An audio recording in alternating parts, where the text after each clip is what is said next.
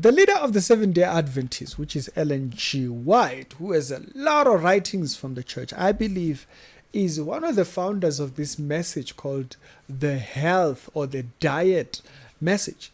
But for this particular leader, or for Ellen in particular, she took this message way too far. She took this message as far as attaching it to salvation. I'm going to show you from her own writings, which the church still publishes, that this is the case. By the way, this particular, just in interest, as a side note, I found it quite interesting that the message, the Kellogg's, right, the Kellogg's brain flakes thingy, the breakfast thingy, yeah, the founder actually came from the Seventh-day Adventist Church. And he also held to some perspectives on the health message, and he thought this particular breakfast thingy that he was doing was towards aiding in this area of things. So it's quite an interesting one. Okay, you can go and look it up. There's a lot of health. That's a video by itself. But I want to show you that this message is very heretical in its ways. That's what I want to show you. Okay, I believe that this message has shown itself in other churches or in other movements and stuff like that. And so that's a completely different story as well, because I've talked about some of these people that actually do spread this here on YouTube and so forth, like the likes of Narrowgate. She sprays this particular message. She speaks about this message of diet being part of salvation. It's almost like you are going to lose your salvation. You are not saved because you eat certain types of food. It's the Christianity Show, the Daily Christian Commentary videos. If it's the first time of a year to be show, check out the other videos that are down in the pinned comments, and I'm going to check you out over there. Now, I'll start off with the Bible verse. Then I'll go to some of this thinking. Now, this goes to Colossians. Now, Colossians chapter number 2, this is what it says, verse 15 all the way down. Now, listen to what he says as pertaining to all these things that people will make a judgment about. He says, and having disarmed the powers and authorities, he made a public spectacle of them, triumphing over them by the cross. Therefore, let no one judge you by what you drink or what you eat, you may put it so, or with regards to the feast or a new moon or any particular Sabbath. Now, any Sabbaths in general. These are shadows. These things is very particular there towards the ending there. It says these are shadows. And so that helps us understand these particular laws that you see in the Old Testament, they were a shadow of a pure food that we will now have in the New Testament. So, this verse then being said, let's start off a little bit light. Now, when I say let's start off on a little bit light, I think let's start with a book that actually references something that you would think is not a big deal, but they do make a big deal out of it. How we dress is important, right? Yeah, but not this important. Not this thing. Now, in one of the books of Ellen, by the way, please do give this video a like. It did take a little bit of time to put together, and I did not even put everything on this video. I'm only going to put very few quotations. And so, on this book called by Ellen G. White, called Counsels for the Church, this book has one of the quotations that I saw, and I was like, quite interesting. Now, why do I say it's quite interesting? Okay, roughly around page 238, okay, on this book, there is this quotation here that I want us to go down and see. I'm going to pull it up a little. Let me pull it up a little so we can read it up here.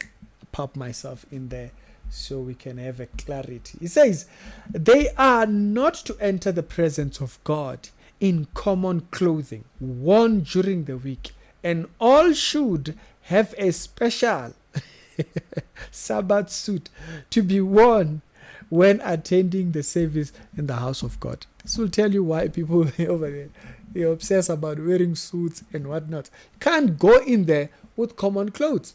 Now, this is what it says there. I just thought it was quite an interesting one. As a starting note, okay, on this one, I'm not talking about thinking that on that particular section, that's one of the things that it actually puts forward. But then, in that same book, remember, the name of the book is Counsels for the Church. So in that same book, roughly about page 311, this is what it says. I thought this was scary stuff, okay? So first off, first passage here, it says, we are to be brought into connection with the masses, okay?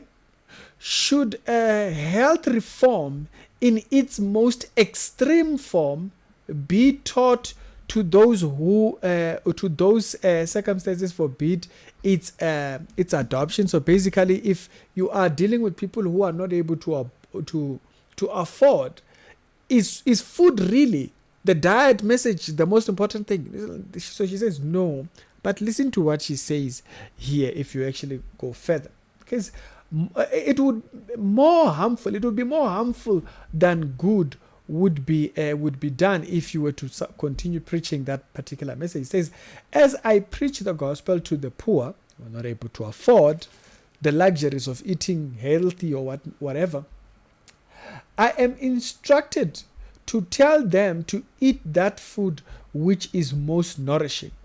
I cannot say to them, you must not eat eggs or milk or cream. Okay, and then she goes on to actually explain further why she cannot do this. She says, or butter for preparing their food. The gospel must be preached to the poor, but the time has not yet come to prescribe the strictest diet. Notice, we must preach the gospel, but alongside the diet message. You can, and just because they are poor, we can wait for them then. Okay? So it must be preached first. Okay? You can preach the gospel first, but the time is not. You see that particular part at the bottom there. The time is just not yet there yet for us to start preaching health reform. That was weird. I thought that was weird that you are willing to equate the message. She says it would be more harmful than good for thinking. It's not equal. Health reform is for gym people. It has nothing to do with salvation. Why do you think it's... But anyways, okay? People will preach whatever they want to preach. Now, book number 2, as I stated, do give this video a like. It took some going around and stuff. Book number 2 that actually furthers this particular message to show that this is not in one area where she spoke about this idea that of the message of dieting and eating healthy being almost equal to salvation. In book number 2, there is another book by Ellen there, The Ministry of Healing. If you go to this book here, roughly around page number 213 there, as you can see, right up at the top.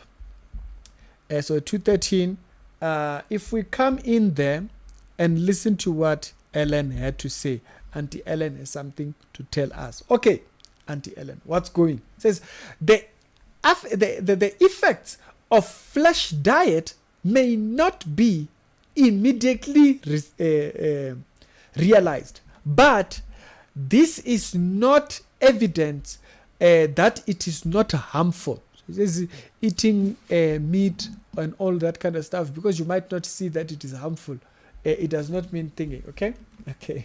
Says that it doesn't mean that it's not harmful. Okay. She goes on in that very same. She says, you see, if you listen to Ellen in this book, I believe she sounds like the modern day vegans, like the modern day vegans that want to push veganism on everyone, okay? If you prefer a vegan diet and it's a personal choice, good for you. But for you to push it on other people, it's a problem. The way Ellen wants to do. Listen to this part here. She says, the moral evils of the flesh. Notice it's the same page, né? Same page. Just someone might say, Ricky, no, it's not the same book. Same book. I told you what page. The moral evils of flesh diet are not less marked than the physical ills. Okay, she thinks there's moral thingy for eating meat. Okay, the flesh food is injection to health is injurious to health, and says whatever affects the body has a corresponding effect on the mind and the soul. What? What are you talking about, man? He says whatever you are eating, so it has an effect on the mind and the soul. The soul is affected by what you are eating. Okay, it says think of the cruelty of the animal that meat eating involves. So by eating meat, there is some form of cruelty that we are thinking. That's exactly how the modern day diet people sound. Okay, that's exactly how they sound. Now, as this book goes on, as you can see there, that's the top part that we just read up there. Okay, it's evil, it's wicked. He says, and it affects and its effects on those who inflict and those who uphold it. How it destroys the tenderness with which we should regard the creatures of God. So she's putting some secrecy around. This is not Hinduism. Okay, we are going to eat meat. leave us out of your diet. Okay, goes on to say, the intelligence displayed by many dumb animals approaches so close to human intelligence that it is a mystery.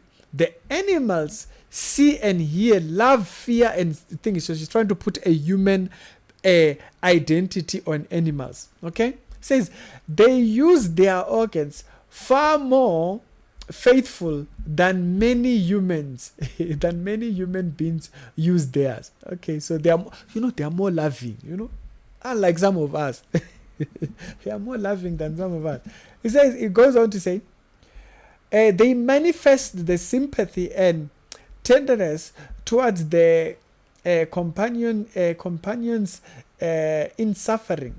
Many animals show their affections for those who have charge over them.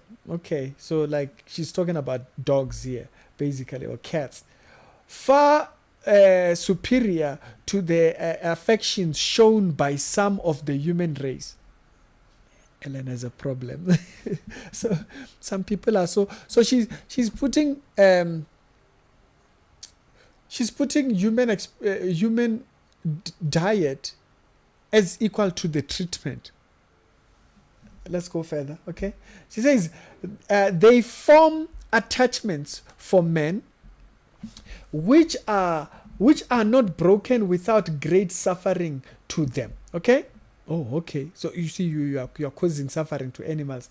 And then she says, what man, what man with a heart who has a care for domestic animals could look into their eyes so full of confidence and affection, willing to give them over to the butcher's knife?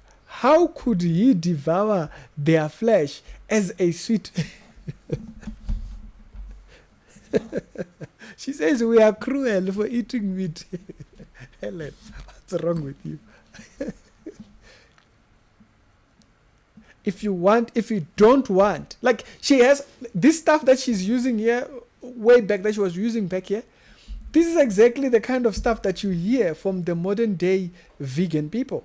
This is how they sound. This is how they speak. They speak with this very same tone. Okay? They speak with this very same tone.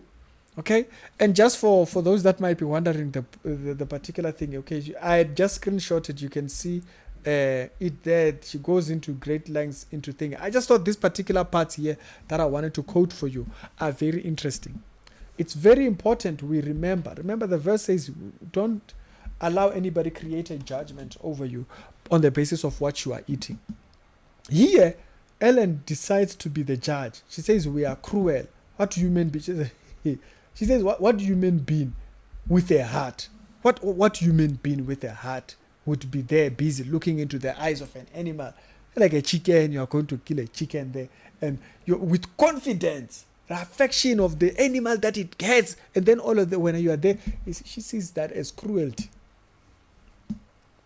So the diet message, I question therefore the diet message that you see portrayed in the Seventh-day Adventist, because Basalan, whether you like Ellen or not, this is ridiculous. It's silly. It's foolish. Like, yeah, no, what you want me to say? What? It's foolish. Her ideas are literally the ideas that you hear some of these so-called vegans saying. That vegan lady, the TikTok lady, that vegan lady, this is how she sounds. We are cruel for eating meat. Chief, you should see me when I'm carrying KFC. Colonel send us one way. So the Bible says, do not let anybody judge you on the basis of things. These things, it's exactly what I've said. These churches need to reform their viewpoints on these individuals. This is pure heresy, and she wants to attach this message to salvation, as you saw in that first part.